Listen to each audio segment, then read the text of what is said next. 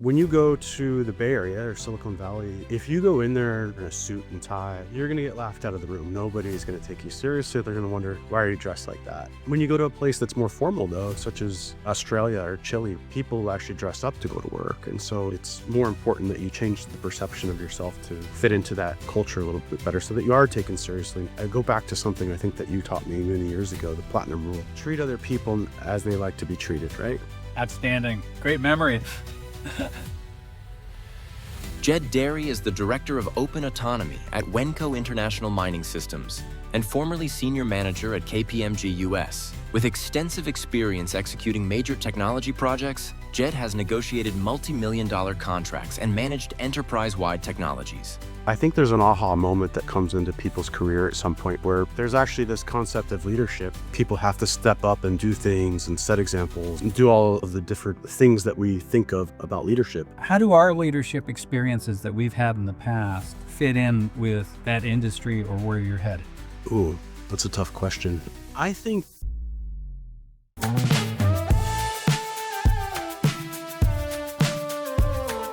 Greetings, everyone. Welcome to the ChoinqueCast. I've got a very special guest today, a gentleman I believe I first met in 2014, Jed Dairy.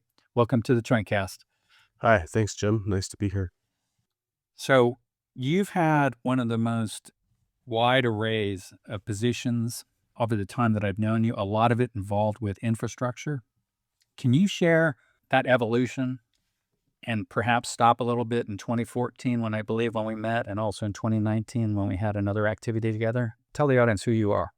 So my name's Jed Dairy. I'm currently the Director for Open Autonomy for Wenco International Mining Systems, which is a mining software company which is based in Vancouver, British Columbia, and is owned by Hitachi Construction Machinery, HCM. My career's taken sort of a Renaissance man type approach, I guess I'll say. I originally started my career in the construction industry.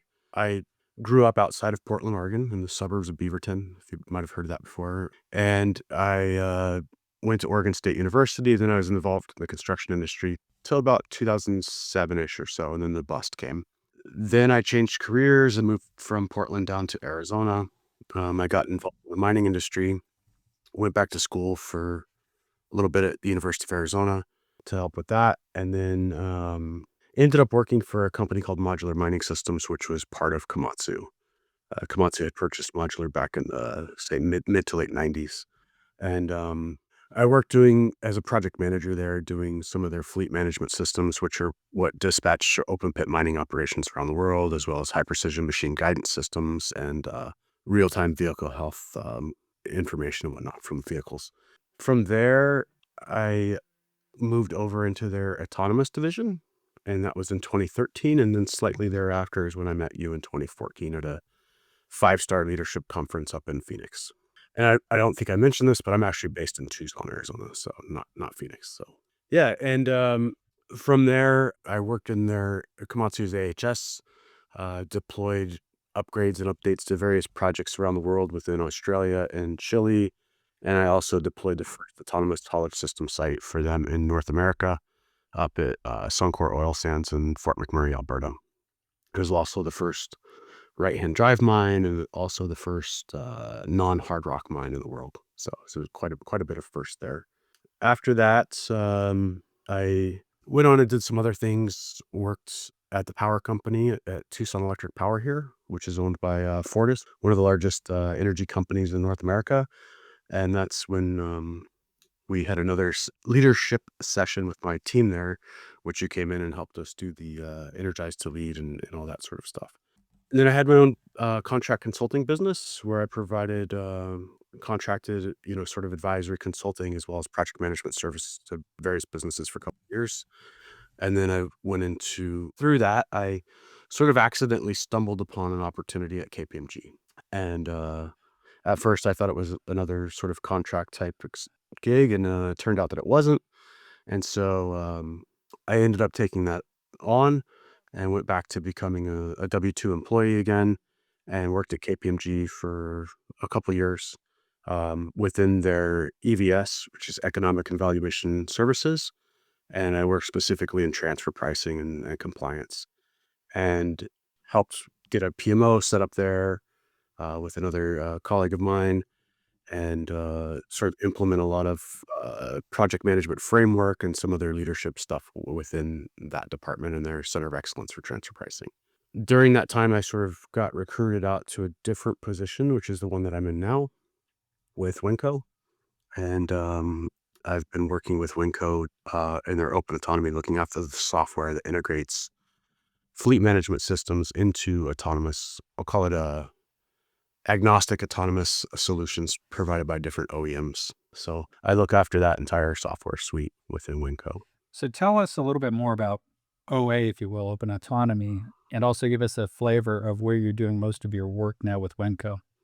Yeah, so open autonomy is an interesting area. So give you some context to it first. In all of these large open pit mines around the world, there's a fleet of equipment. There's haulage trucks that run around. There's dozers, there's scrapers, there's graders, there's people in light vehicles, there's shovels, of course, loading the trucks, and excavators and all of that sort of stuff. And all of these sites, once they reach a certain size, I'll say over, say 10 to 15 haulage units, haulage trucks, the big dump trucks you see that are the size of the house. Once they get around that big, they need a system to dispatch them properly, because a human alone just can't do it. There's too many balls to juggle.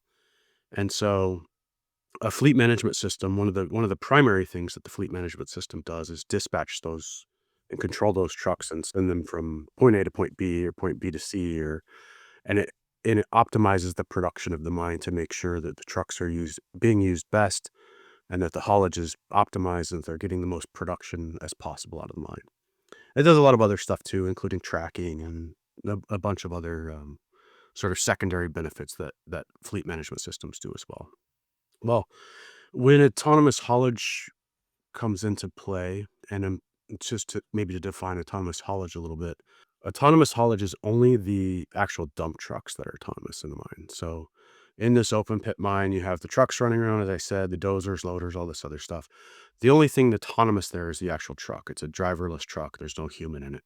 And so those trucks are being controlled by a system that tells them, hey, you need to go from point A to point B. And that system is controlling the brakes, the gas, the steering, and then any other activities that it may or may not do when it reaches one of those locations, such as, dump the bed or lower the bed or something like that. So some of the bigger companies have their fleet management systems linked to that already, such as with Komatsu and Caterpillar and some other companies. And so the idea is that you need a fleet management system to sit on top of your autonomous haulage system as a subcomponent of it in order to control where all of these trucks are going and everything else. Normally, the autonomous control system does traffic management, where it can just shuttle something between A and B or B and C, but it doesn't move stuff dynamically and all of that. So you need a full fleet management system to sit on the top of it. So over the years, the two big companies that have been providing this have been Cat and Komatsu, obviously. And mines out there, they would like to have some options. They might be a fleet management customer with Wenco, but they might have a different truck that they want to have, and they don't want to have Cat's system in there. Don't want to have Komatsu system in there, but they want something else to control their trucks. And so what Wenco provides is the opportunity to integrate through open autonomy any fleet management system into OEM autonomous system. And so essentially it's an API that links our fleet management system or a fleet management system into control an autonomous fleet by an autonomous provider. That makes sense. And the benefit of that is that miners that are looking to, keep a system that they have in place, or they don't want to be locked into Cat or Komatsu, they can take that option and it allows them more flexibility and avoids being locked into either Cat or Komatsu and all of that. So it's an interesting way of going about software, and it allows for more integration. And one of the reasons that is the mining industry has always kind of been, I don't want to say a little bit behind, but they're not always up to date on the most latest and greatest of technology out there, and always very cost conscious. And so it's an advantage for a lot of companies to be able to do that. Cool. So it's interesting. I haven't heard the term PMI 5-star in a long time. And of course, our Academy Leadership relationship, which I'm part of, with the Project Management Institute, that's a very special program we used to do in the past. And quick shout out to anyone from PMI at the headquarters. It's something we're interested in getting started again. But a big part of why we provided that and what led to us connecting in 2014 is the fact that we're trying to get folks who are managers to think of themselves less as managers or, say, subject matter experts and seeing themselves more as emerging leaders. And I certainly suspect that you've had a very interesting, unique perspective, not just in the US, but all over the world, about the differences between management and leadership, but the difference between that and your own path and the way it looked to you. Yeah, yeah, absolutely. And maybe I'll reflect a little bit. I think professionally, I think there's an aha moment that comes into people's career at some point where they're like, "Oh, there's actually this concept of leadership where people have to step up and do things and set examples and do all of the different things that we think of about leadership. Whereas traditionally, people are usually focused on the management aspects. Oh, I'll do a review and I'll do this and I'll have this structure and all these other things. And so, yeah, during that time, I had been heavily involved with PMI because I think previously that year was when I passed my PMP exam, early, I want to say April of 2014 ish or something like that. And yeah, it was coming to that PMI 5-star leadership session was just a very big eye opener in my career and just the right time. That was now what, 12, many years ago. You're Um, dating us. yeah, yeah, yeah. So, it definitely, opened my eyes to leadership, and at the time, I was working and as I am now, I'm working in, especially in the mining industry, organizations that are very different in terms of cultural makeup, in terms of, they're not centrally located all in one office. They're generally in various countries around the world, from Australia to Japan to Canada to Chile to Europe. And so, yeah, like you certainly see very different leadership styles and very different management styles that um, people from within your own organization have, but just being from different parts of it in the world. And you certainly have to adjust how you go about your communications with people and what your expectations are and everything related to that. So, So, there any stories associated with what you're saying that you're willing to share? Any surprises or additional aha moments? well, I think, yeah, yeah, I could share a couple. I think some of the things I've learned is that, um, you know, Our as Americans, we tend to be very impatient and focused on getting things done very quickly and very decisive and very, "Okay, let's do it now, put a bow on it," and in doing that, sometimes we overlook, risks, or we're just more accepting of risk. We seem to have a higher risk appetite for some things that other cultures certainly don't have. Especially working with, the Japanese culture, for example, they're much more risk averse and much more slow and patient to, make decisions and evaluate things first and make sure that things are right. And the decision-making process is quite a bit different from ours traditionally. We tend to have more of a top-down approach where, someone at the top says, "Hey, you do this," and whatnot, and more Japanese style, there's a lot of individual discussions that happen well before any meeting takes place to gather everyone's independent opinion, so to speak, before a full decision's made. So the decision sort of gets made collectively, then sort of presented more. Australia is a little more similar to us, I think, more similar to the US, but their style and stuff of going about things, they tend to be a little more detail focused, especially in some of cost things and stuff like that.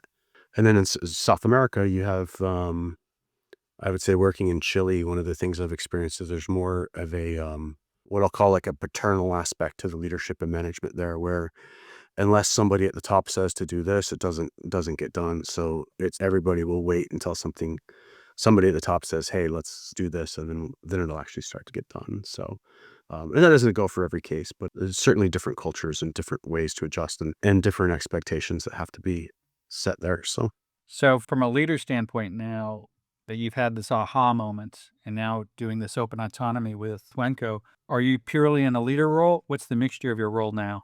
yeah, it's purely leadership role. I am mainly focused on our partnerships and improving the different partnerships that we have within the industry. One of the things I talked about there was we our open autonomy allows us to integrate from our fleet management system into another autonomous control system. And so part of my role is to maintain those business partnerships with those autonomous providers. Right now, we have two good providers that we work with, which are both Scania, which is a truck company mainly over in Europe, but also other countries. We don't see a lot of them here in the US. They do have the international brand, which we're more familiar with. And the other is Epiroc. And Epiroc is also another Swedish-based company, but they're based up in Logan or Providence, Utah. Other one. So I certainly deal with that as well as working to make it a commercial product. So the entire sort of productization of open autonomy to make us have something that's scalable for the market and that we can put out there and replicate to other customers and make it sort of a lift and shift type operation from one site that we have to another site as easy as possible. And then, I'd say the other domain is sort of operational excellence within open autonomy and the other parts of the business that it touches. So, So it sounds like I certainly get a sense of the partnership business leader role where you have to connect with the company. Does that also involve having a technical team? If you're going to have a common API to all these different equipment manufacturers, you got to have a pretty flexible technical team that knows what the mission is. absolutely, yeah. We have quite a bit of developers that we work with so we have more of a shared, I'll say a shared, loose matrix structure. There's quite a bit of resources that we have in terms of, software engineers and developers and, those sorts of people that work both in Vancouver as well as Brisbane, Australia. And they do a lot of the development work, developing the API, testing it, doing the constant integration with these systems. Anytime, somebody else's software changes, ours has to be changed and tested with that as well. Another team with the project manager and program manager that look after building the overall program out as well as the individual projects that we have. And we have an entire customer support team that provides the support for the projects that we have with, bugs or when things break, and which always happens with obviously, the middle of the night at 3 a.m. or something. So Well, it's interesting that you just passed the PMP exam the same year when we met, so that makes a lot more sense now. I'm wondering if we met in Denver, but I'm not even sure. it was Phoenix. Yeah, It was Phoenix. Okay. definitely Phoenix. Yeah. Easy for me to forget. Yeah. How has your executive presence? I think you started leading into this when you were talking about cultures like in Japan or in South America. How has your executive presence evolved, or what have you done to remain or become increasingly influential dealing with so many different cultures around the world? Yeah, so just sort of I think perception is key and, what I'll say, "When in Rome, do as the Romans." And so there's certainly I think you have to adjust how you're perceived by people within different cultures and different places. I'll give you some examples, like, when I worked in, say, enterprise IT at the power company, we went up, I remember, to the Bay Area, Silicon Valley, to meet with people there. And also when I worked at KPMG, we would travel up to the Bay Area because we have clients there. And when you go to the Bay Area or Silicon Valley and you meet with people, if you go in there dressed to the 10 and you're in a suit and tie and all of that sort of stuff, you're going to get laughed out of the room. Nobody is going to take you seriously. They're going to wonder who the hell you are and why are you dressed like that. And and so if you just can't go into a situation like that, you have to be much more business casual, read the room to make sure that you sort of blend in. When you go to a place that's more formal though, such as, say Australia or Chile, which is much more formal overall, in my opinion, than the US. When you walk around those areas in the central business districts of Australia in Perth or Brisbane or whatever, I mean, people actually dress up to go to work. And so it's more important that you change the perception of yourself to fit into that culture a little bit better so that you are taken seriously, not some, lackadaisical American that's wandered into their office. And then sort of in all those cases, like you have to make sure that you present things. I go back to something I think that you taught me many years ago, the platinum rule. Treat other people as they like to be treated, right? And Outstanding. Great memory. and you have to understand how people and an executive perspective, you need to understand how other people in other cultures want to be treated and what their expectations are, and you need to be able to adapt to that. So, I think that's probably the main thing, but making sure too, like I said, as we in our culture here in the US, we tend to want decisions fast and move things and execute violently on things, so to speak, and, you have to sort of regulate and tone things down a little bit for other cultures that don't move at the same pace. What other aspects of your manager to leader journey are worth sharing? I think brand and, one of the things that I sort of became a little more focused on when I was at even I'd say before KPMG when I had my own business, but also at KPMG, they're kind of pushed like, hey, who are you? Like, what is your personal brand? What is your reputation? When people meet you, what can they expect from you? And so I think, making sure that you're a little more conscious of how you are creating your brand with people as well, how they perceive you and how you're sort of maintaining that over time. And really what that boils down to is, are you going to do what you said you were going to do? Can people rely on you? When people think about you, do they think, hey, this is a very reliable person. They're very dependable. We asked to get something done and it got done. And so it's important to, I think, create that, grow it, and manicure it over time to ensure that you're very conscious of it and have a lot of introspective behavior and making sure that you're really looking like, hey, how am I presenting myself to other people? And are they perceiving it the way that they want it to be or you want it to be? So I'm curious, you're back in the mining business, if you will, and you mentioned it's a culture and sometimes it's a little bit behind, maybe on the technical side. How do our leadership experiences that we've had in the past fit in with that industry or where you're headed? Well, I think, leadership's to me anyway, in my personal opinion, leadership's very universal.